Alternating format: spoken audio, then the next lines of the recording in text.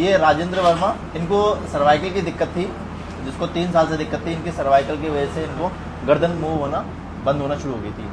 अब आपको पहले क्या दिक्कत थी और अब क्या ठीक हुई, अब आप खुद बताइए। पहले गर्दन ऐसे घुमाते थे तो ऐसे घूमना पड़ता, हाँ ठीक है। इधर को घुमा ऐसे घूमना पड़ता। अब अभी तो